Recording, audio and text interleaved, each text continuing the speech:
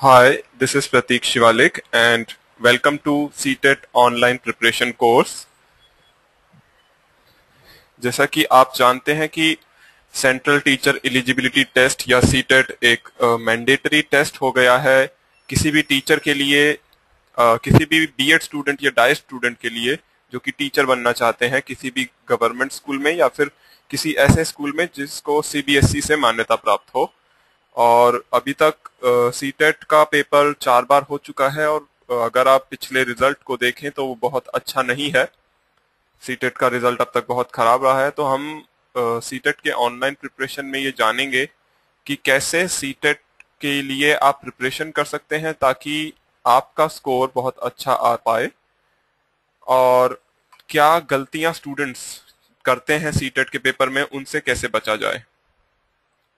तो सीटेट के लिए अगर आप लोगों ने सिलेबस देखा हो तो उसमें चाइल्ड डेवलपमेंट एंड पेडागोजी, बाल विकास एवं शिक्षा शास्त्र का जो भाग है वो सभी पेपर के लिए, चाहे आपका पेपर 1 हो या आपका पेपर 2 हो, सभी के लिए कंपलसरी है।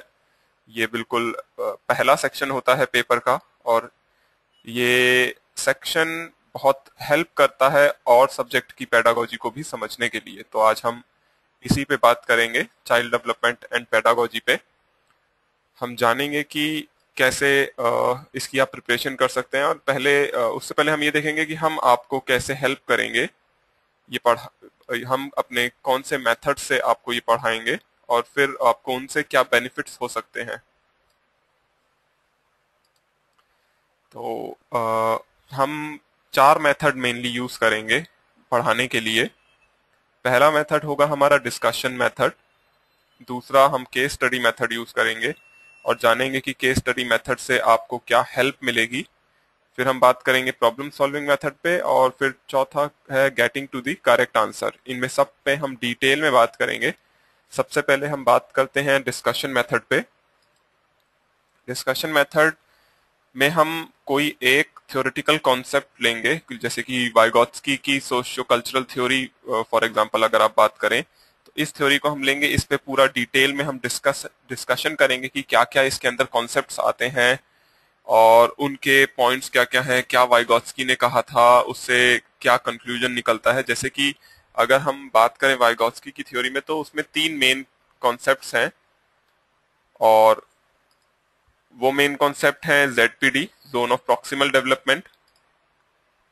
दूसरा कॉन्सेप्ट है स्केप फोल्डिंग और तीसरा कॉन्सेप्ट है इनर स्पीच का। वाइगोत्स्की की थ्योरी जो कि है मेनली सोशो कल्चरल थ्योरी है और उसमें उसने बात की है कॉग्निटिव डेवलपमेंट की, संज्ञानात्मक विकास की उसने बात की है। तो हम इस सब को डिटेल में डिस्कशन करेंगे इन सब का, और फिर आखिर में हम उनके कुछ रियल लाइफ एग्जांपल लेंगे। अगर आपने सीटेट के पिछले पेपर्स देखे हों तो उसमें फैक्चुअल क्वेश्चंस, तथ्यात्मक प्रश्न जो होते हैं वो बहुत कम आते हैं।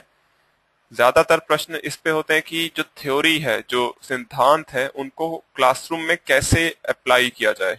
तो वाइगोत्स्की की थ्योरी पे भी उसको क्लासरूम में आप कैसे अप्लाई कर सकते हैं उस पे क्वेश्चंस आते हैं। तो इसलिए रियल लाइफ एग्जांपल्स से किसी भी थ्योरी को समझना बहुत जरूरी है। तो डिस्कशन मेथड में हम डिस्कस करेंगे पूरी थ्योरी डिटेल में, और उसके बाद उसके कुछ रियल लाइफ एग्जांपल्स, उसके यूजेस कि कैसे उनको उपयोग कर सकते हो आप क्लास में, वो देखेंगे।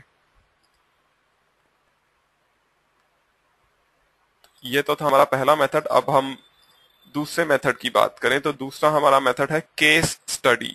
यहाँ पे हम एक केस लेंगे, अ, एक पर्टिकुलर सिचुएशन के ऊपर वो केस होगा और उसकी हम स्टडी करेंगे। जैसे कि यहाँ पे एक एग्जांपल है जो कि स्लाइड में आपको दिख रहा है कि एक शैली, एक लड़की है जो कि इकोनॉमिकली वीकर सेक्शन से आती है सोसाइटी के, और उनके स्कूल में टीचर ने एक ड्राइंग के ऊपर, आर्ट के ऊपर एक प्रोजेक्ट बनाने को दिया है घर में। तो शैली ने क्या किया, शैली ने अपने एवरीडे मटेरियल्स जो होते हैं, जो कि उसके घर में उसको आराम से मिल गए, रोज का सामान, उन सबको यूज करके बहुत अच्छे से प्रोजेक्ट बनाया। मगर उसकी ही एक क्लास में एक दूसरी लड़की है अनीशा, जो कि एक रिच फैमिली से आती है। तो अनीशा ने बाहर से दुकानों से फैंसी मटेरियल खरीदा उसी प्रोजेक्ट को बनाने के लिए।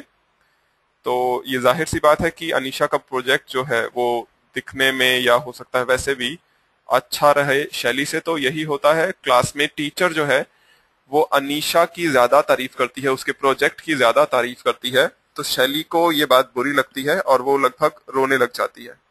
तो अब सवाल है कि यहाँ पे क्या गलत हुआ और उसको कैसे रोका जा सकता था। तो ये एक केस है और इस तरह के केस आपको हम इस तरह के बहुत सारे केसेस हम अपने पूरे कोर्स में, अपने पूरे ऑनलाइन प्रोग्राम में डिस्कस करेंगे, जिससे कि आपको थोड़ी सी मदद मिले ये समझ बनाने में कि ऐसा क्यों होता है इन केसेस में और इनको कैसे बचाया जा सकता है। जैसे ये क्लासरूम का ही एग्जाम्पल है, क्लासरूम का ही एक केस है और क्लासरूम में अक्सर ऐसा होता है कि आप किसी एक बच्चे की तारीफ करते हैं, किसी उसके जो होमवर्क उसने बहुत अच्छे से किया और दूसरे बच्चों को ये बुरा लगता है। तो यहाँ पे तो प्रॉब्लम है ही कि शैली जो है वो इकोनॉमिकली वीकर सेक्शन से है और अनीशा जो है वो रिच फैमिली से है, तो दोनों एक सा सामान तो यूज नहीं कर सकती क्योंकि रिसोर्सेस का डिफरेंस है दोनों के बीच में, उनके इकोनॉमिकली जो उनके घर की कंडीशंस है उनमें डिफरेंस है। तो जब हम केस स्टडी डिस्कस करते हैं तो हमारा पर्पस ये रहता है कि आप बिहेवियर को रियल लाइफ में, जो हमारे दैनिक जीवन में होता है, उस संदर्भ में देख सकें और उसके अनुसार आप अपने थिंकिंग स्किल्स जो है, सोचने की क्षमता जो है, उसका आप विकास कर सकें और इससे आपको मदद मिलेगी खुद को फोकस करने पे, अपने इंडिविजुअल इम्प्रूवमेंट में। आप खुद का इंडिविजुअल का इम्प्रूवमेंट कर सकेंगे एज अ टीचर और इसका फायदा आपको सीटेट के पेपर में भी मिलेगा जब बिल्कुल रियल लाइफ एग्जांपल्स पे क्वेश्चंस आएंगे। तो वहां पे बहुत आपको आसानी होगी इस तरह के क्वेश्चंस जो रियल लाइफ वाले होते हैं उनको आंसर करने में, और ये आपको एडवांटेज रहेगा दूसरे स्टूडेंट्स की तुलना में। दूसरे स्टूडेंट्स जो कि हमारे ऑनलाइन प्रोग्राम्स को नहीं देखेंगे वो शायद किसी और रिसोर्स से भी ना ले पाए ये रियल लाइफ एग्जांपल्स जो कि हम यहाँ बहुत सारे डिस्कस करेंगे। तो आपके पास एडवांटेज होगा अगर आप इस कोर्स को सुनेंगे और पूरा ऑब्जर्व करेंगे। तो अब हम बात करते हैं प्रॉब्लम सॉल्विंग मेथड पे, जो कि हमारा तीसरा मेथड रहेगा। सीटेट का पूरा पेपर, पूरा प्रॉब्लम बेस्ड पेपर है, उसमें 150 क्वेश्चन आपको अटेम्प्ट करने होते हैं 150 मिनट में, मतलब 2.5 घंटे का पेपर होता है, 150 क्वेश्चंस आते हैं। तो वो सारी प्रॉब्लम्स होती हैं और उनको आपको उनके आंसर्स को आपको मार्क करना होता है OMR शीट पे। तो हम डिस्कस करेंगे कि इसमें करेक्ट आंसर कौन से हैं, इनकरेक्ट आंसर कौन से हैं और एक्यूरेसी क्या चीज होती है। एक्यूरेसी मतलब मान लीजिए 150 जो क्वेश्चन आए उसमें से आपने 120 क्वेश्चन अटेम्प्ट कर लिए, मगर अगर आपके वो 120 में से 90 क्वेश्चन सही नहीं है तो आप पास नहीं हो पाएंगे, क्योंकि सीटेट में 60% पासिंग मार्क्स है। मतलब आपको कम से कम 90 क्वेश्चन सही करने पड़ेंगे। 90 क्वेश्चन जब आप सही करेंगे तभी आप सीटेट को क्वालिफाई कर पाएंगे। तो एक्यूरेसी वही है कि आप जितने क्वेश्चन करें वो सब के सब सही हो। सिर्फ नंबर ऑफ क्वेश्चन ज्यादा अगर आप अटेम्प्ट करें और वो सही ना हो तो फिर उसका फायदा नहीं है। तो इसलिए हम प्रॉब्लम सॉल्विंग मेथड का यूज करेंगे। ढेर सारे क्वेश्चंस हम सॉल्व करेंगे क्लास में, ताकि आपको आइडिया हो कि क्वेश्चंस के आंसर सही कौन से हैं और कौन से गलत आंसर हैं। और इससे आपकी स्पीड भी बढ़ेगी। पेपर में स्पीड बहुत ज्यादा जरूरी है, क्योंकि हर क्वेश्चन को करने के लिए आपको लगभग 1 ही मिनट मिलेगा, 1 मिनट से ज्यादा नहीं मिलेगा। अब हम आते हैं अपने चौथे तरीके पे, जो कि एक्यूरेसी वाला ही कॉन्सेप्ट जैसा कि आ रहा था कि getting to the right answer. अब हमें कैसे पता चले कि कौन सा आंसर सही है। 4 जो ऑप्शन होते हैं, कभी कभी हम श्योर होते हैं कि 2 आंसर ऑप्शन तो गलत हैं, मगर जो 2 आंसर ऑप्शन बच गए उसमें हमें डाउट होता है कि इन दोनों में से कौन सा सही है। तो वहां पे ये बहुत ज्यादा जरूरी है समझना कि कौन सा सही है और क्यों सही है। तो उसी को हम बोलते हैं getting to the correct answer. तो वहां पे आप ताकि समझ सकें जो कि जो 2 डाउटफुल आंसर है उनमें से जो सही है वो क्यों सही है, और बाकी जो है जो वो क्यों सही नहीं है या वो क्यों कम सही है।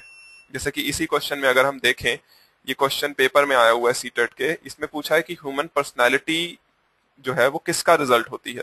पहला ऑप्शन है एनवायरमेंट का, ये एक सही ऑप्शन है, एनवायरमेंट का रिजल्ट होती है ह्यूमन पर्सनैलिटी। दूसरा है हेरिडिटी का, मतलब अनुवांशिकता का, ये भी सही है कि अनुवांशिकता हमारे ह्यूमन पर्सनालिटी को प्रभावित करती है। तीसरा है interaction between heredity and environment, ये तीसरे ऑप्शन में कह रहे हैं कि अनुवांशिकता और हमारे वातावरण का जो आपस में उनकी जो क्रिया होती है उसका इफेक्ट पड़ता है ह्यूमन पर्सनालिटी पे, ये बात भी सही है। और चौथा है नंबर ऑफ एग्जामिनेशंस। तो यहाँ पे हम देख सकते हैं कि यहाँ पे पहला, दूसरा और तीसरा आंसर तीनों सही हैं। पर अब हम ये कैसे पता लगाएं कि कौन सा आंसर सबसे सही है? तो इस तरह के हम तरीके बहुत ज्यादा डिस्कस करेंगे इस पूरे कोर्स में, जिससे कि आपकी एक्यूरेसी जो है वो बढ़ेगी और आप पेपर में सबसे सही जो आंसर होगा वो आप मार्क करेंगे, जिससे कि आपका स्कोर जो है वो मैक्सिमाइज होगा और पूरे सीटेट के पेपर में आपको बहुत अच्छे से स्कोर करने में आसानी होगी। ये तो थे हमारा बहुत बहुत बेसिक इंट्रोडक्शन। अब हम आते हैं हमारे दूसरे इंपॉर्टेंट इंट्रोडक्टरी पार्ट पे, सीडीपी पे, चाइल्ड डेवलपमेंट और पेडागोजी या बाल विकास एवं शिक्षा शास्त्र। इसकी हम लगभग 11 क्लासेस लेंगे। ऑनलाइन सेशन इसके 11 होंगे, जिसमें हम पूरा कोर्स कवर करेंगे और बहुत सारे प्रीवियस पेपर्स में जो क्वेश्चंस आए हुए हैं उनको डिस्कस करेंगे। इसके अलावा हम बहुत सारे नए क्वेश्चन डिस्कस करेंगे जिनके अगले जो सीटेट है उसमें आने की प्रोबेबिलिटी बहुत ज्यादा है, उनके चांस बहुत हैं कि वो क्वेश्चन या उस तरह के मिलते जुलते क्वेश्चन पेपर में आ सकते हैं। तो जो 11 सेशंस हम सीडीपी के लेंगे उसमें हम क्या क्या डिस्कस करेंगे उसको मैं आपको थोड़ा सा डिटेल में बता देता हूं। सबसे पहला सेक्शन हमारा जो रहेगा वो होगा डेवलपमेंट ऑफ चिल्ड्रन के ऊपर, जिसमें हम बात करेंगे कि कौन कौन से प्रोसेसेस हैं डेवलपमेंट के, क्या स्टेजेस हैं डेवलपमेंट की, कौन कौन से चरणों में डेवलपमेंट होता है, विकास जो है उसके क्या सिद्धांत है, कौन कौन से प्रिंसिपल्स होते हैं डेवलपमेंट के, क्या विशेषताएं या कैरेक्टरिस्टिक्स होती हैं बाल विकास की, और फिर उससे रिलेटेड कुछ मुद्दे जो कि अभी तक इश्यूज ही हैं, उनका कोई हमारे पास आंसर नहीं है, उन पे हम डिस्कस करेंगे कि क्यों वो अब तक मुद्दे हैं, क्यों उनका हमारे पास आंसर नहीं है। तो पहले सेशन में बाल विकास की पूरी स्टडी की जाएगी, पूरा डिस्कशन किया जाएगा बाल विकास के ऊपर। दूसरे सेशन में हम कॉग्निटिव डेवलपमेंट, बालकों के, बच्चों के संज्ञानात्मक विकास की चर्चा करेंगे और इस संज्ञानात्मक विकास में हम मुख्यतः दो सिद्धांतों की चर्चा करेंगे। एक तो पियाजे का सिद्धांत है संज्ञानात्मक विकास का, Piaget's theory of cognitive development, and Vygotsky's theory of cognitive development। Vygotsky का जो सिद्धांत है संज्ञानात्मक विकास का, इसकी हम चर्चा करेंगे। इन दोनों ने अलग अलग सिद्धांत दिए। दोनों के सिद्धांत अगर सीटेट के पेपर की हम दृष्टि से देखें तो बहुत इंपॉर्टेंट है। पियाजे का सिद्धांत तो बहुत ही ज्यादा इंपॉर्टेंट है, इसमें कम से कम 2 क्वेश्चन हर बार पेपर में आए हुए हैं और वाइगोत्स्की पे भी हर बार 1 क्वेश्चन आया हुआ है। तो 3 क्वेश्चन सिर्फ इन कॉग्निटिव डेवलपमेंट ऑफ चिल्ड्रन से ही पूछे जाते हैं। इसके अलावा पियाजे और वाइगोत्स्की दोनों ने ही लैंग्वेज के ऊपर, लैंग्वेज डेवलपमेंट के ऊपर कि भाषा का विकास किस तरह से होता है बच्चों में, इसके ऊपर अपने विचार दिए हैं। उन विचारों की भी हम चर्चा करेंगे सेशन, जो दूसरा सेशन होगा हमारा ऑनलाइन का। और इसके अलावा हर सेशन में हम इन जो भी हम डिस्कस करेंगे, डिटेल डिस्कशन जिसका भी होगा, उनसे रिलेटेड क्वेश्चंस जो कि पिछले सीटेट के पेपर्स में आ चुके हैं उनको यहाँ पे उनके बारे में भी डिस्कस करेंगे। उनको हम स्लाइड में दिखाएंगे आपको, फिर उनको बताएंगे कि कौन सा आंसर सही है और कौन सा आंसर गलत है और जो आंसर सही है वो क्यों सही है।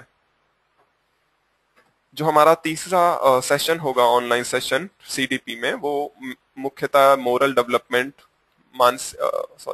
नैतिक विकास और साइको सोशल डेवलपमेंट, मनोसामाजिक विकास के ऊपर रहेगा, जिसमें हम पियाजे की मोरल डेवलपमेंट की थ्योरी, कोलबर्ग की मोरल डेवलपमेंट की थ्योरी, यहाँ पे Kohlberg's theory of cognitive development लिखा है, वो मोरल डेवलपमेंट की थ्योरी की हम बात करेंगे। नैतिक विकास में हम पियाजे और कोलबर्ग की बात करेंगे। इसके अलावा हम एरिक्सन की संपूर्ण जीवन के विकास की थ्योरी की बात करेंगे और इन पे आधारित जो पुराने पेपर में क्वेश्चन है उन पे भी हम डिस्कस करेंगे।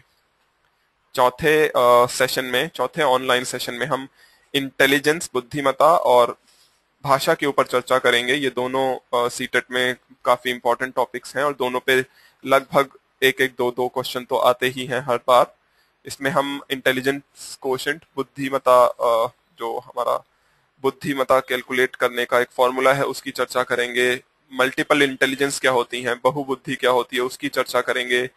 इंटेलिजेंस से रिलेटेड क्या क्या मुद्दे हैं उनकी चर्चा करेंगे। और फिर इंटेलिजेंस के बाद हम लैंग्वेज में कि लैंग्वेज के क्या रूल्स हैं, सिस्टम्स हैं, उनकी चर्चा करेंगे। और बच्चों में भाषा का विकास कैसे होता है इसकी भी चर्चा करेंगे। हमारे 5वें सेशन में हम सीखना, लर्निंग, अधिगम के ऊपर बात करेंगे। इसमें हम मुख्यतः तीन तरह से सीखना जो होता है, बिहेवियरल अप्रोच और कंस्ट्रक्टिविस्ट अप्रोच तथा सोशल और कॉग्निटिव अप्रोच की चर्चा करेंगे। बिहेवियरल मतलब व्यवहारवाद, कंस्ट्रक्टिविस्ट मतलब निर्माणवाद या रचनावाद, और सामाजिक तथा संज्ञानात्मक विकास जो अप्रोच है सीखने की, उन पे चर्चा करेंगे मुख्यतः। ऑनलाइन क्लास के हमारे छठे सेशन में, सीडीपी का जो हमारा छठा सेशन होगा बाल विकास और शिक्षा शास्त्र का, उसमें हम लर्निंग पे ही और नए कॉन्सेप्ट्स की चर्चा करेंगे। अभिप्रेरण, मोटिवेशन क्या होता है, अभिप्रेरण बच्चों को हम किस प्रकार से अभिप्रेरित कर सकते हैं। इसके अलावा सोशलाइजेशन, उनका समाजीकरण बच्चों का किस तरह से होता है, समाजीकरण जो है उनको सीखने में कैसे सहायता करता है। इसके बाद हम बात करेंगे कि बच्चों में थिंकिंग, जो सोचने की क्षमता है, उसका विकास किस तरह से होता है, रीजनिंग का, तर्किक शक्ति का विकास किस तरह से होता है, और किस तरह से प्रॉब्लम सॉल्विंग, समस्या समाधान के द्वारा हम उनकी लर्निंग को, उनके अधिगम को और अच्छा बना सकते हैं, सीखने में उनको कैसे सहायता कर सकते हैं हम इसके द्वारा। बाल विकास और शिक्षा शास्त्र के सातवें सेशन में हम असेसमेंट की बात करेंगे, मूल्यांकन की बात करेंगे कि किस तरह से बच्चों का मूल्यांकन किया जाए। कॉन्टिन्यूअस एंड कॉम्प्रिहेंसिव इवेल्युएशन क्या है, सीसीई जिसको शॉर्ट फॉर्म में कहते हैं, और उसमें हम बात करेंगे फॉर्मेटिव और समेटिव असेसमेंट क्या है, स्कॉलिस्टिक असेसमेंट क्या है, को स्कॉलिस्टिक असेसमेंट क्या है, ये किस तरह से हम यूज कर सकते हैं क्लास में बच्चों को बहुत अच्छे से उनका मूल्यांकन करने के लिए। इसके अलावा हम बात करेंगे कि मूल्यांकन करने के लिए हम क्या क्या तरीके अपना सकते हैं, कौन कौन से टूल्स एंड टेक्निक्स हैं हमारे पास, जिससे कि हम मूल्यांकन को बहुत अच्छे से कर सकते हैं और यह जान सकते हैं कि बच्चे के अधिगम में, उसके सीखने में कहाँ क्या कमी रह गई है और उस कमी को कैसे दूर किया जा सकता है। बाल विकास और शिक्षा शास्त्र का जो सातवां ऑनलाइन सेशन होगा, उसमें हम इंक्लूसिव एजुकेशन, समावेशी शिक्षा की बात करेंगे। समावेशी शिक्षा के दो भाग रहेंगे क्योंकि ये बहुत बड़ा टॉपिक है और इसमें ये अलग से मेंशन किया हुआ है कि समावेशी शिक्षा पे कम से कम 5 नंबर का तो पेपर में आएगा ही बाल विकास वाले भाग में। तो समावेशी शिक्षा में सबसे पहले हम जेंडर की बात करेंगे, जेंडर पे बात करेंगे कि जेंडर डिस्क्रिमिनेशन क्या है, किस तरह से डिस्क्रिमिनेट किया जाता है एक लिंग आधार पर, किस तरह से क्या क्या हमारी रूढ़ियां हैं समाज में और उनसे कैसे बचा जाए, किस तरह से समान अवसर प्रदान किए जाएं प्रत्येक ये बिना किसी लैंगिक भेदभाव के। इसके बाद हम सोशो इकोनॉमिक डिफरेंस जो है और कल्चरल डिफरेंस जो है उनकी बात करेंगे कि हमारे समाज में संस्कृति को लेकर या वर्ग के आधार पर और भी अन्य आधार पर किस तरह से मतभेद होते हैं और उन मतभेदों को कक्षा में आने से हम कैसे रोक सकते हैं, किस तरह से सभी बच्चों को हम समान रूप से पढ़ने के लिए और समान सोचने के लिए प्रेरित कर सकते हैं बजाय कि रूढ़ियों में फंसने के। इसके बाद हम इसी में चर्चा करेंगे प्रतिभावान बच्चों की, जो कि गिफ्टेड चिल्ड्रन होते हैं, उनकी शिक्षा पर कैसे बल दिया जाए, उनकी क्या अलग जरूरतें होती हैं और उनको कैसे पूरा किया जाए जो कि सामान्य विद्यालय नहीं कर पाते हैं।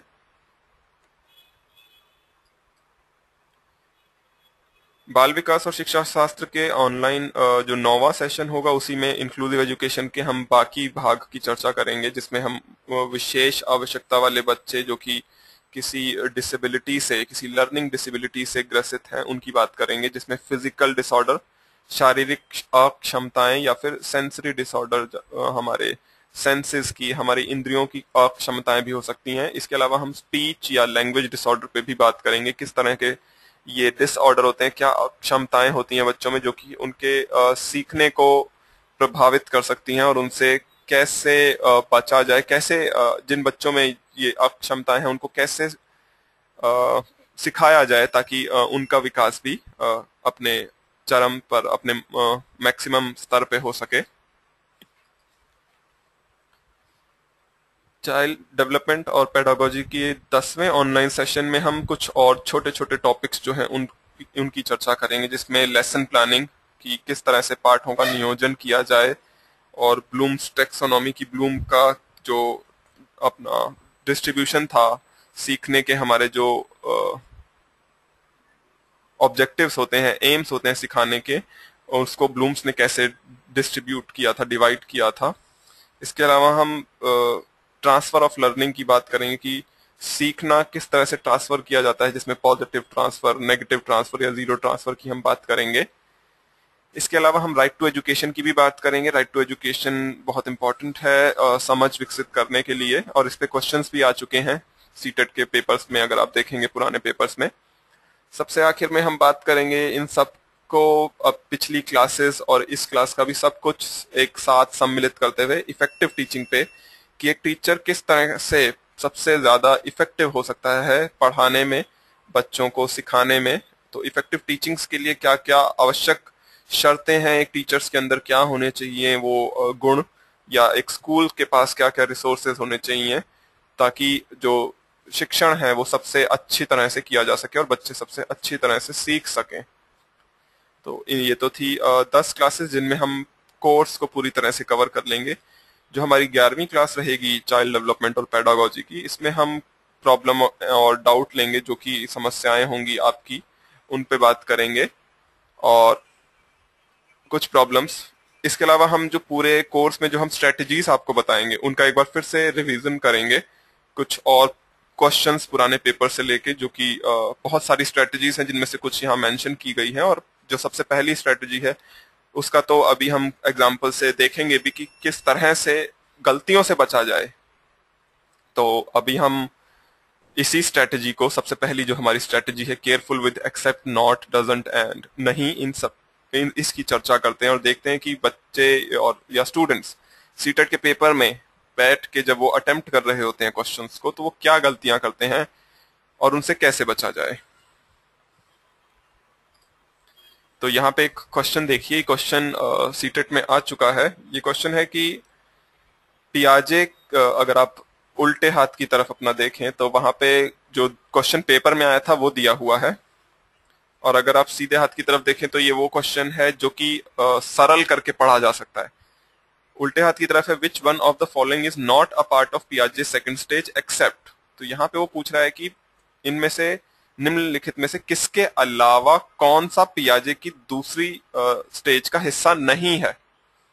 तो यहाँ पे अलावा भी है और नहीं भी है, तो बहुत कंफ्यूजन यहाँ पे क्रिएट हो रही है कि एक्सेप्ट भी है, नॉट भी है। तो which one of the following is not a part of पियाजे स्टेट एक्सेप्ट। अगर आप इस क्वेश्चन को इस तरह से पढ़ें जैसा कि दाईं तरफ दिया हुआ, which one of the following is a part of पियाजे स्टेट। देखिए यहाँ पे नॉट वर्ड और एक्सेप्ट वर्ड दोनों ही नेगेटिव वर्ड हैं, तो ये एक दूसरे को कैंसिल कर देते हैं। तो अगर हम इन दोनों को कैंसिल करें तो क्वेश्चन सिर्फ इतना बचता है which one of the following is a part of पियाजे स्टेज सेकंड स्टेज, मतलब कि इन निम्नलिखित में से कौन सा पियाजे के दूसरी स्टेज का हिस्सा है। तो अगर आप लोगों ने ये थ्योरी पढ़ी हो तो आपको पता होगा कि एनिमिज्म जो है वो दूसरी स्टेज का हिस्सा है। अब अगर जिस तरह से क्वेश्चन पेपर में दिया गया है इसको समझना काफी डिफिकल्ट है, क्योंकि यहाँ पे आप ये नॉट वर्ड में और एक्सेप्ट वर्ड में कंफ्यूज हो जाएंगे। तो हम आपको इस तरह की कुछ स्ट्रेटजीज बताएंगे कि कैसे उन कंफ्यूजन से बचना है, क्वेश्चन जो दिया होगा उसको किस तरह से पढ़ना है ताकि आप कंफ्यूजन से बच सकें। ठीक है ना। तो इसी तरह से हम एक क्वेश्चन और देखते हैं, इसी से इन्हीं से रिलेटेड, इसी स्ट्रेटजी से आधारित की इन नॉट वर्ड या एक्सेप्ट या नहीं शब्द पे किस तरह से ध्यान दिया जाए कि गलतियों से बचा जाए। जैसे कि ये क्वेश्चन है, assessment for learning takes into account the following except. तो पूछ रहे हैं कि असेसमेंट फॉर लर्निंग, सीखने के लिए जो अधिगम किया जाता है वो उसमें क्या क्या शामिल नहीं होता है। यहाँ पे एक्सेप्ट वर्ड है तो वो पूछ रहे हैं किसके अलावा बाकी सब चीजें, अधिगम जो होता है सीखने के लिए जो अधिगम होता है, असेसमेंट मूल्यांकन, मूल्यांकन जो सीखने के लिए किया जाता है उसमें क्या शामिल नहीं होता है, ये पूछा जा रहा है। क्योंकि यहाँ पे एक्सेप्ट वर्ड है जिसको बहुत सारे विद्यार्थी छोड़ देते हैं पढ़ना, क्योंकि सबसे आखिर में दिया होता है, तो बस इतना ही पढ़ते हैं, assessment for learning takes into account the following. वो एक्सेप्ट वर्ड को छोड़ देते हैं और उनका क्वेश्चन जो है जो मार्क करके आते हैं वो गलत हो जाता है। तो अगर आपने ये कॉन्सेप्ट पढ़ा हुआ हो असेसमेंट फॉर लर्निंग, तो आपको पता होगा कि वो अपने अकाउंट में सब कुछ लेता है बजाय कि स्ट्रेंथ ऑफ स्टूडेंट्स के। स्ट्रेंथ ऑफ स्टूडेंट तो मेजर की जाती है मूल्यांकन से, हम वही तो उसी का तो मूल्यांकन कर रहे होते हैं। तो बाकी जो 3 हैं वो सही हैं, वो उसके अंदर आते हैं, मगर स्ट्रेंथ ऑफ स्टूडेंट उसके अंदर नहीं आता है। लर्निंग सीखने के लिए जो हम मूल्यांकन करते हैं उसके अंदर नहीं आता है। अब हम एक और क्वेश्चन देखते हैं जो कि हिंदी भाषा में आया हुआ है। यहाँ पे आप देखिए, उन्होंने पूछा भाषा शिक्षण के संदर्भ में कौन सा कथन सही नहीं है। अब ये किसी भी प्रश्न को मुश्किल करने का सबसे आसान तरीका है कि उसमें नेगेटिव वर्ड जोड़ दो। अब अगर हम इस क्वेश्चन को पढ़ें तो हम इसको आसान तरीके से इस तरह से भी पढ़ सकते थे, भाषा शिक्षण के संदर्भ में कौन सा कथन गलत है। यहाँ ये जो सही नहीं है, इसकी जगह हम ये भी तो पढ़ सकते हैं गलत, पर उन्होंने नहीं दिया क्योंकि पेपर में वो कंफ्यूज करना चाह रहे हैं विद्यार्थियों को, वो कंफ्यूज हो जाएं और कंफ्यूजन में वो फिर गलत आंसर पे मार्क करें। तो भाषा शिक्षण के संदर्भ में कौन सा कथन सही नहीं है या भाषा शिक्षण के संदर्भ में कौन सा कथन गलत है, ये एक ही सेंटेंस है, इनका मीनिंग एक ही है।